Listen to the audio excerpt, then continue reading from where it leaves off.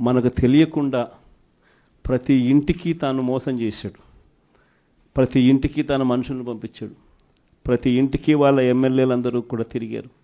ప్రతి ఇంటికి వాళ్ళ కార్యకర్తలు వెళ్ళారు. ప్రతి ఇంట్లోనూ కూడా కరపత్రాలు పంచారు.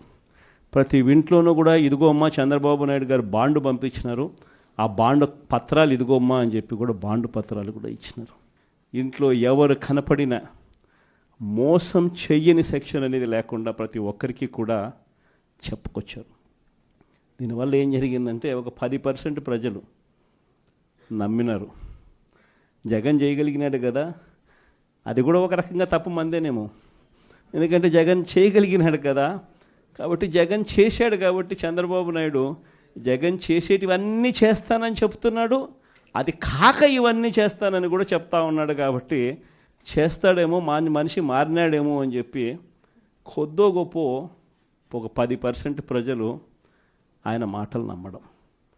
దాంతో 50% ఇంతకు ముందు వచ్చిన ఓట్ షేర్ మంది 40% ఓట్ షేర్కు ఒక 10% ప్రజలు నమ్మి అటువైపున కొంచెం చెయ్యి అలా పోయింది.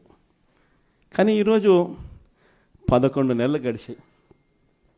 11 నెలలు గడిచిన తర్వాత ఒక బడ్జెట్ అయిపోయింది. ఆయన అధికారంలోకి వచ్చిన వెంటనే ఒక బడ్జెట్ ప్రవేశపెట్టినాడు. 2వ సంవత్సరం బడ్జెట్ కూడా ప్రవేశపెట్టేసినాడు. సరే, 2 బడ్జెట్లు అయిపోయినాయి. 5 బడ్జెట్లలో 2 బడ్జెట్లు అయిపోయినాయి. 11 నెలల టైం అయిపోయింది. ఈ 11 నెలల కాలంలో ప్రజలంతా కూడా అదిగో చంద్రబాబు నాయుడు చేస్తాడు, ఇదిగో చంద్రబాబు నాయుడు చేస్తాడు అని చెప్పి ప్రతి ఒక్కరూ ఎదురు చూస్తూ వచ్చారు.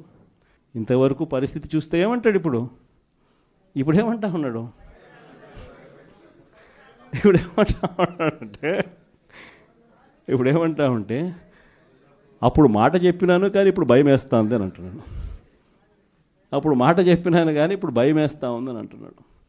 అందరితో ఆగిపోవడంలా చెయ్యకుండా ఉండడం కోసం అబద్ధాలు నోట్లో నుంచి చెయ్యకుండా ఉండడం కోసం, అది కూడా అక్కడ నిజాయితీ లేదు, నీతి లేదు, చెయ్యకుండా ఉండడం కోసం రాష్ట్ర అప్పులు ఓసారి 12 లక్షల కోట్లు అంటాడు, ఓసారి 10 లక్షల కోట్లు